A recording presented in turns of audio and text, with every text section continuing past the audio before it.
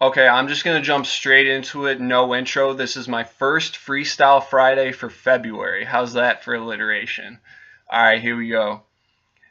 Gazing at the system from a distance, they tell me just embrace it, but I've never been patient when it came to legislation. See, I was raised fortunate enough and grew up in enough ways that made me want to act complacent, not catch a case when I was younger, but I discovered this hunger that others who grew up from under the gutter do have, from goddamn food stamps to who's dad, adjusting to the family structure of just an abandoned single mother, spending every second of her life hustling like her entire life is boot camp. Alright, so let me break that down. Basically, uh, this out of all the verses I've written, and I've written 8 verses at this point, this is like the most probably serious one in terms of subject matter. It's also the second most recent one that I've made. I made one more recently than that, but this is second most recent.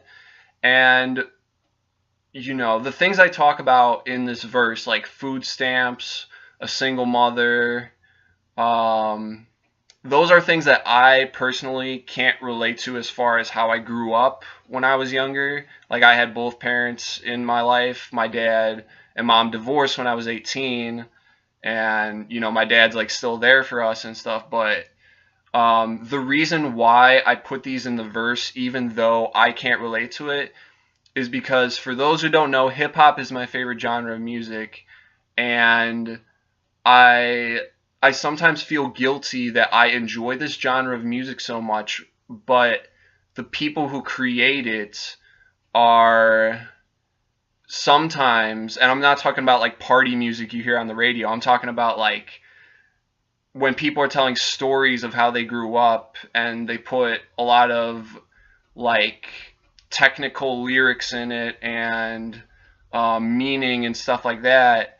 Um, I feel guilty sometimes that I'm enjoying that kind of music, but I didn't grow up that way, and I'm kind of like, I feel like I'm kind of benefiting off of it, and I'm not really like paying these people for their music.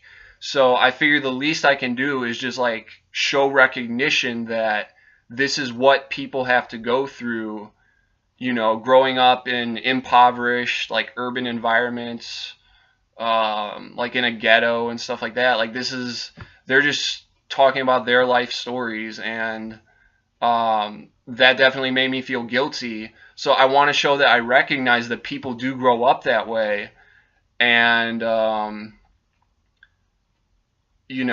mean, yeah. So that's as far as a few of the things I say in the verse. That's where that comes from, and just being like, I was raised fortunate enough and grew up in ways that made me want to act complacent and not catch a case when I was younger, meaning I didn't have this need to, I didn't feel like I was backed into a corner to the point where I had to try to break the law. Not that I'm justifying people who do break the law, but when you grow up in really messed up circumstances, like, and you realize that it's like an objective fact that you've been treated unfair, like you get angry, especially when you're younger, and you want to lash out and make change and do something about it. So it's just saying I was raised fortunate enough where I was allowed to act complacent and not feel this need to catch a case meaning like break the law.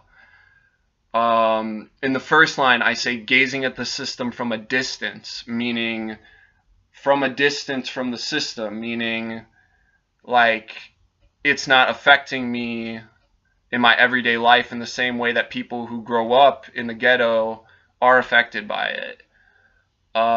And then the second line, I've never been patient when it came to legislation. I feel like that's a line that everyone can relate to. Like, we all get fed up with, you know, how long and like the incoherent process it takes for government to pass a law and for everyone in the government to get on the same page when they're trying to pass a law. Like, it's so hard for people to be patient when it comes to making laws, legislation. So I mean, that's a line I say I feel like everyone can relate to that in a lot of ways. And uh, I say in the last line, spending every second hustling like her entire life is boot camp. talking about the reason I end the line with boot camp is because I'm trying to make it sound like food stamp, which kind of sounds like who's dad, which kind of sounds like do have. So I'm just trying to keep that rhyme scheme going.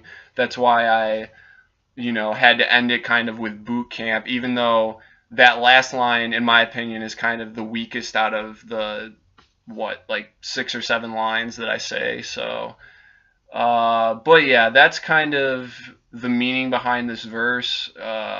Trying to think of anything else. I mean, again, it's like the most serious out of the verses I've written as far as subject matter goes. The other are a little more chill and laid back. But yeah, that's pretty much it. I hope you enjoyed. And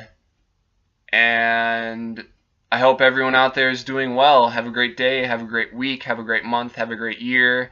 Have a great life.